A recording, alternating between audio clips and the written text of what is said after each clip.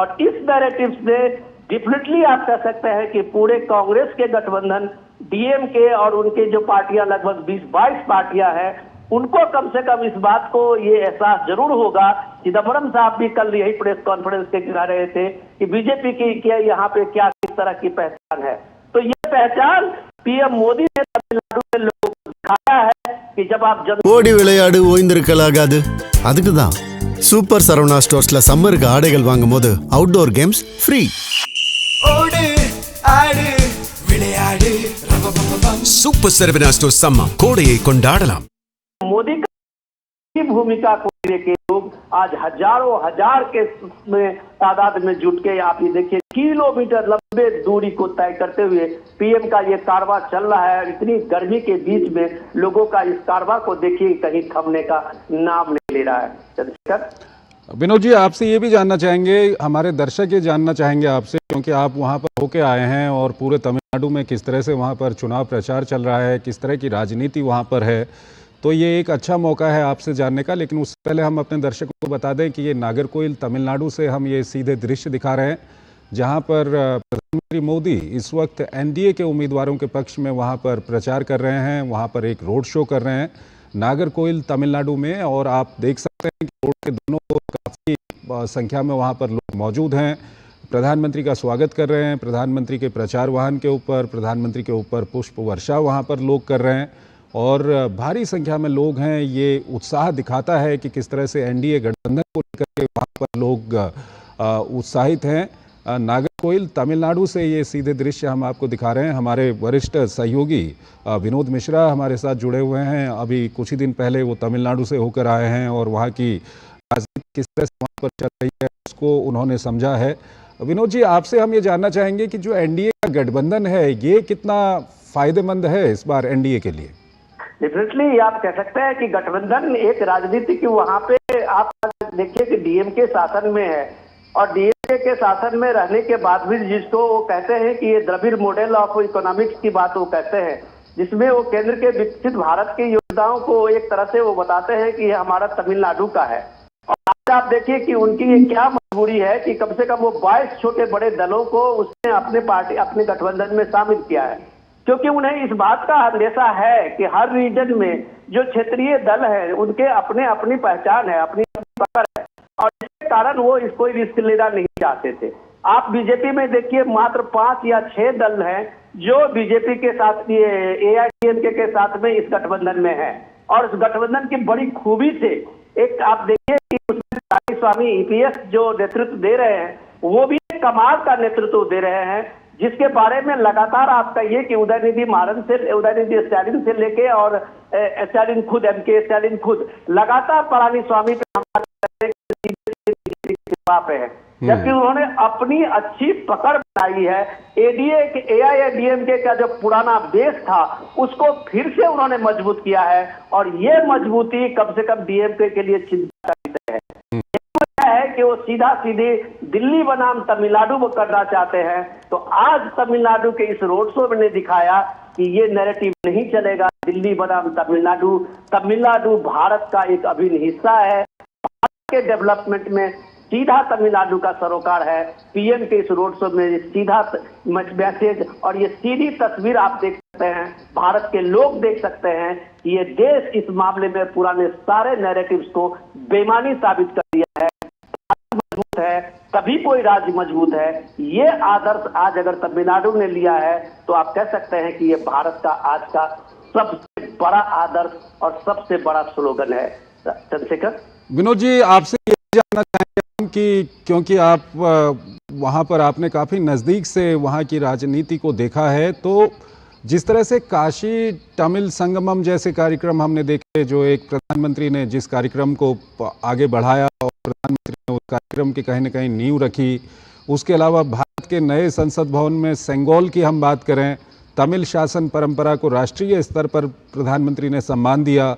भाषा के प्रचार की हम बात करें तो विभिन्न वैश्विक मंचों पर, चाहे नेशन हो या दूसरे मंच हों, वहाँ पर तमिल साहित्य को प्रधानमंत्री ने काफ़ी प्रोत्साहित किया, तमिल को दुनिया की सबसे पुरानी जीवित भाषा के रूप में प्रचारित किया। ये सब को लेकर के लोगों में क्या कुछ आप वहाँ पर देखते हैं? आप चंद्रशेखर जी, ये सवाल सबसे मौजूद सवाल आज का है, क्योंकि आप ये देखें कि जो इंडिया को लेके तमिलनाडु के में खास करके रीजनल पार्टी जो है, जितने नैरेटिव फैलाए हुए, चाहे वो हिंदी विरोध का हो, चाहे वो कल्चरल विरोध का हो, ये सारे विरोध का अगर आप देखें कि ये छोटे छोटे प्रयास इतना शानदार काम किया है कि काशी तमिल संगमम ने कम से कम वहां से ये 10वीं बार का ये काशी तमिल संगमम में, और वो संगमम से जो जाने वाले हजारों लोग जो गए हैं, नौजवान गए हैं, सब जो उन्होंने देखा है भारत को, और भारत में तमिलनाडु को लेके, अपने राज्य को लेके जो उनका एक सम्मान और आदर मिला है, तो उन्हें लगा है कि ये एक झूठ और भ्रम के रूप में उनको रखा गया था। तो ये सारी चीजें जब जुड़ी है, तो आज हिंदी विरोध को भी जब आप कहते हैं वहां पे, वो भी इसलिए बेअसर हुआ है कि वहां जो छोटे छोटे कामगार हैं, छोटे छोटे जो उद्योग है, उन उद्योगों में जो पूरा स्किल लेबर हो या लेबर। तो आप ये सीधे दृश्य देख रहे हैं नागरकोइल तमिलनाडु से, जहां पर प्रधानमंत्री मोदी इस वक्त रोड शो कर रहे हैं एनडीए के उम्मीदवारों के पक्ष में। वहां पर चुनाव प्रचार कर रहे हैं प्रधानमंत्री मोदी। एआईएडीएमके बीजेपी अलायंस के लिए ये वोट मांगे जा रहे हैं वहां पर।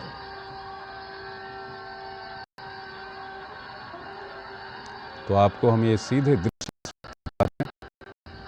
एआईएडीएमके और बीजेपी के कई सारे नेता वहां पर प्रधानमंत्री के साथ मौजूद हैं,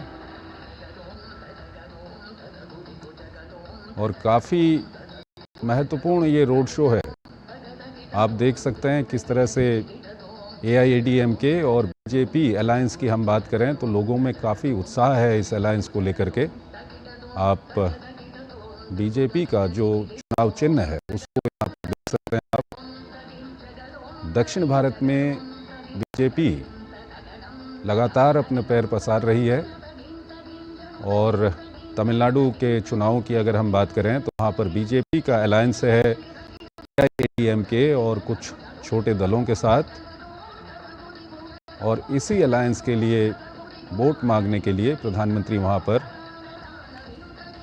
विनोद मिश्रा हमारे साथ मौजूद हैं, उनसे बातचीत करेंगे। विनोद जी, नागरकोइल की हम बात करें तो कितना महत्वपूर्ण ये रोड शो है, क्या कुछ समीकरण है यहाँ पर? ज्योति जी, अगर ये कहें कि लोकतंत्र का ये जो अद्भुत नजारा है, और ये आप कह सकते हैं कि लोकतंत्र में इससे अच्छी तस्वीर तो हो नहीं सकती है, जहां देश के प्रधानमंत्री और बीजेपी के नेता अपने पूरे एनडीए के जो साथ घटक दल है उन सब के साथ में आज कन्याकुमारी के पास का ये नागरकोइल इलाका है, कंस्टिट्यूएंसी है, जहाँ पीएम का की ये जो यात्रा है वो निकली है। तो आप ये कह सकते हैं कि लोकतंत्र में इसको बोलते हैं कि जब नेता सीधे सीधे लोगों के साथ संवाद करता है।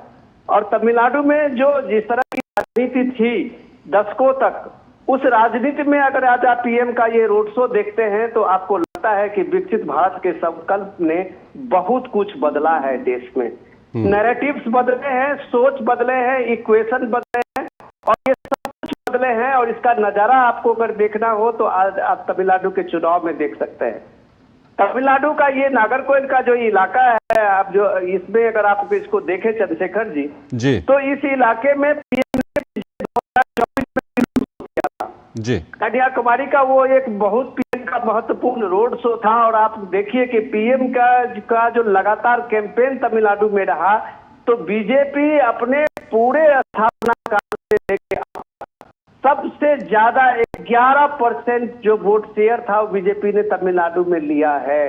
ये लोगों को ये चीजें जानना चाहिए कि ये जो भीड़ है, लोगों में जो उत्साह देख रहे हैं, फूल बरसाते हुए देख रहे हैं, सिर्फ पीएम मोदी के दर्शक नहीं है, वो पीएम के काम, पीएम की अपनी जो भी उनकी पहचान है, उस पहचान से वो सीधा संवाद जोड़ता है।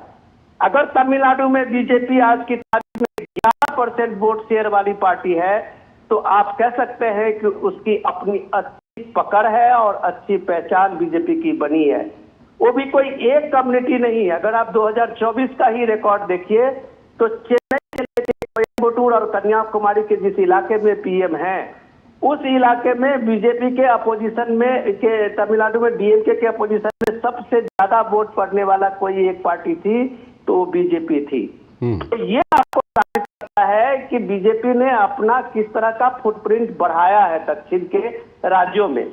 आज जो जितने नैरेटिव्स है, आप देखिए एक खूबसूरत तस्वीर एनडीए के पूरे जितने भी पार्टी के नेता हो, चाहे एआईएडीएम के सेक्रेटरी पलानीस्वामी हो, चाहे बीजेपी के अध्यक्ष रंगनाथन हो, आप देखिए कि वहां पे सीधे सीधे आप अगर देखें तो बीजेपी के जो सबसे चर्चित चेहरा है अन्नामलई, वो भी पीएम के साथ में बाजू में आप उनको देखेंगे, वो भी उस रथ पे सवार है। तो ये इतना एक मैसेज है कि बीजेपी एनडीए को पूरा एक सिंक करके कि ये पूरी एआईडीएमके के साथ में है, पीएमके के साथ में, ये सारे नेता अगर पीएम के इस यात्रा में है, इस दौरे में है, इस रोड शो में है, तो आप कह सकते हैं कि एनडीए में कोई कंफ्यूजन नहीं है। ये मैसेज भी एक बड़ा मैसेज होता है हर वोटर्स के लिए कि जब वो अपील करता है नेतृत्व, तो उसको लगता है कि इसके गठबंधन में कोई कंफ्यूजन नहीं है। ये रोड शो का कारवां जब हम देखते हैं उत्तर भारत के किसी शहरों में, जो हमने पिछले दिनों में